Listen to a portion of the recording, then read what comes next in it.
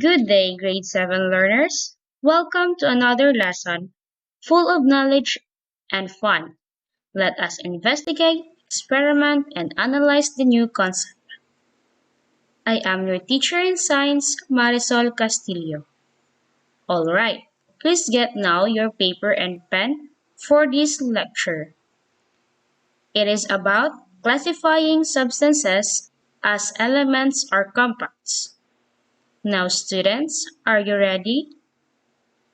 In this video lesson, you will find out that pure substances can be classified into elements and compounds.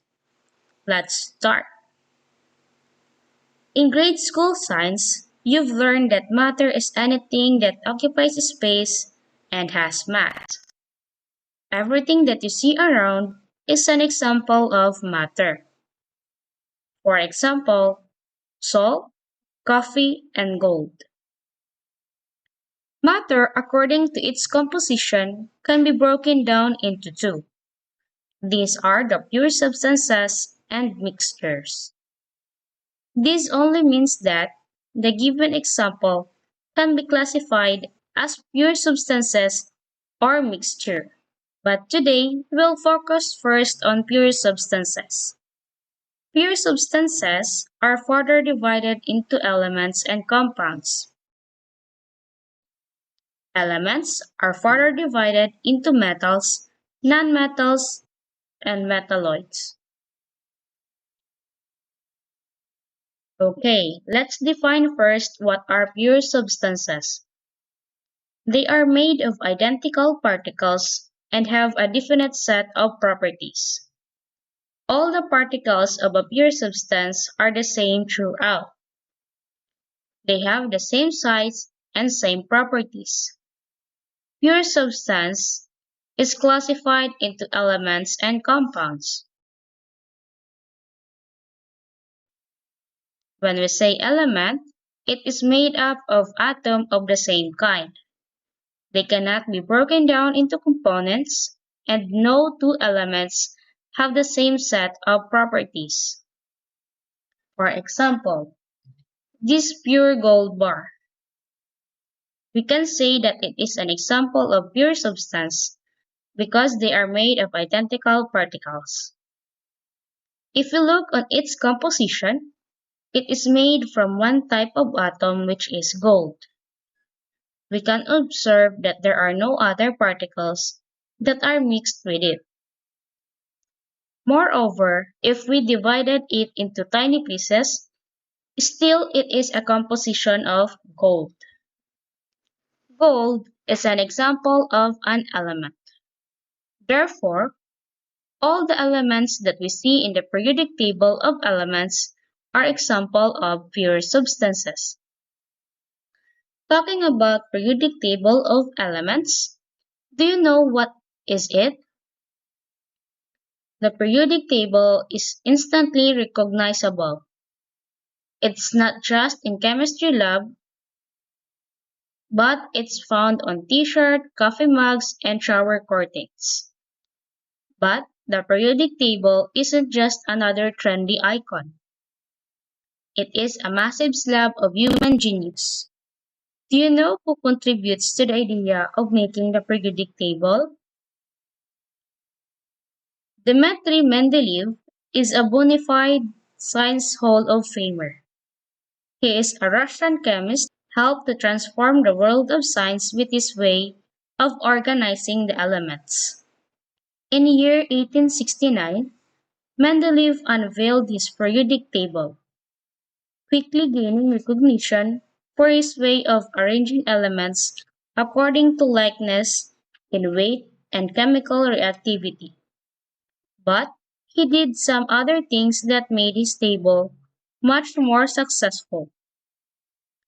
Mendeleev realized that the physical and chemical properties of elements were related to their atomic mass in a periodic way, and arranged them so that groups of elements with similar properties fell into vertical columns in his table. A periodic table is a great deal of information about an element that can be gathered from its position on the periodic table. Understanding the organization and plan of the periodic table will help you obtain basic information about each of the known elements.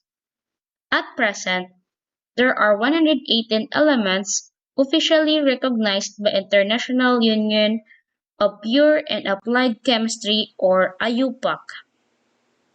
About 90 of these elements occur naturally on Earth, while the rest are synthetically prepared and developed in science laboratories. The elements alone or in combinations make up our bodies, our world, our sun, and the entire universe.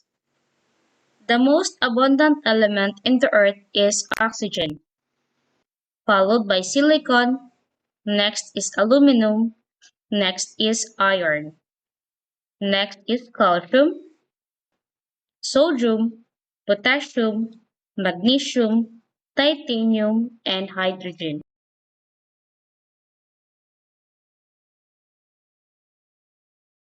Elements are divided into three, which are metals, nonmetals, and metalloids. Metals are generally solid, ductile, malleable, and lustrous. They are also good conductors of heat and electricity. They can also be formed into alloys. More than half of the elements are metals. These properties of metals make them suitable for various kinds of objects. They can be made into eyeglasses or high-rise buildings. Example of metals like aluminum and iron, which have high melting points, are ideal for making pots and pans, while gold and silver, which are malleable metals, are ideal for making bracelets and earrings.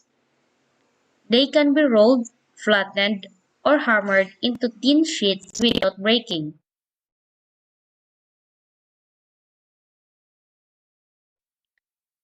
Next, let's have metalloids. Metalloids have properties that are intermediate between those of metals and nonmetals. They are more brittle than metals, but less brittle than nonmetal. They are semiconductors of electricity. There are six commonly recognized metallites. We have boron, silicon, germanium, arsenic, antimony, and tellurium.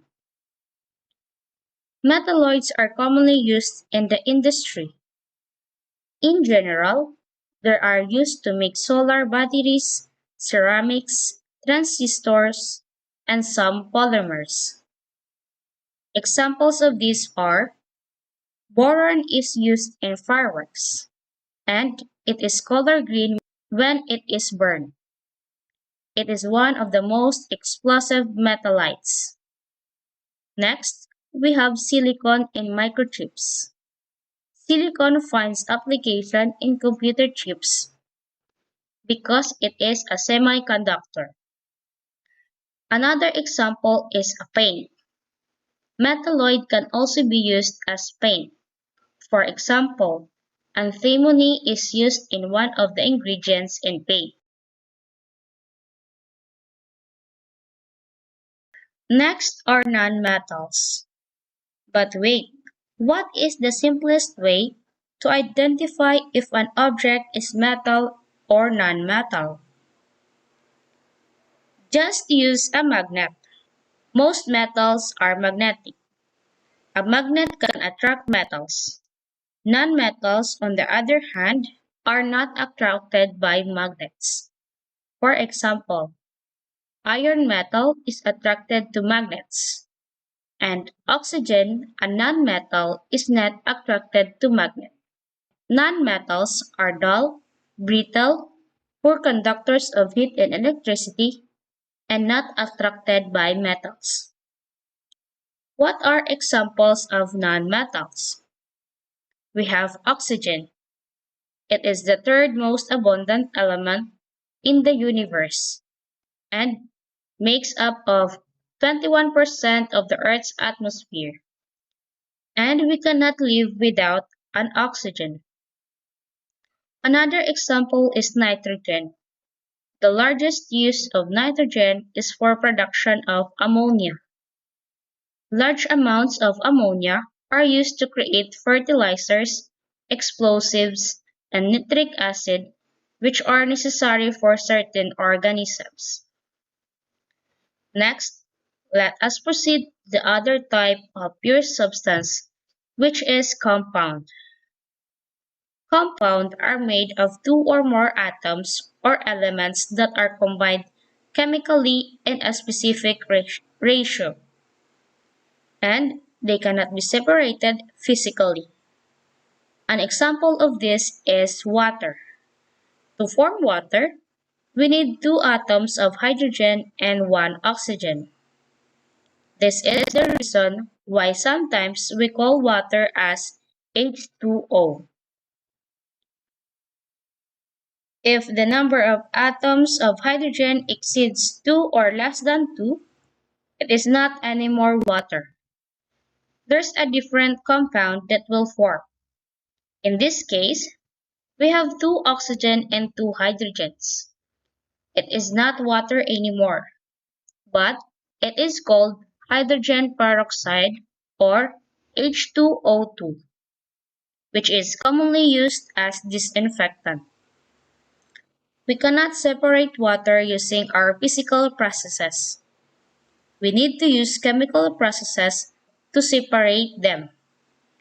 The process to separate hydrogen and oxygen of water is called electrolysis. Electrolysis is a process wherein chemical process occur when electrical energy is supplied. Other examples of compound are table sugar, which is composed of 12 carbon, 22 hydrogen, and 11 oxygen. A baking soda, which is composed of 1 sodium, 1 hydrogen, 1 carbon, and 3 oxygen. And table salt, which is composed of 1 sodium and 1 chlorine.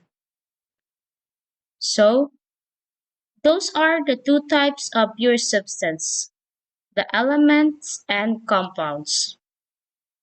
That's all for today. Thank you so much for watching.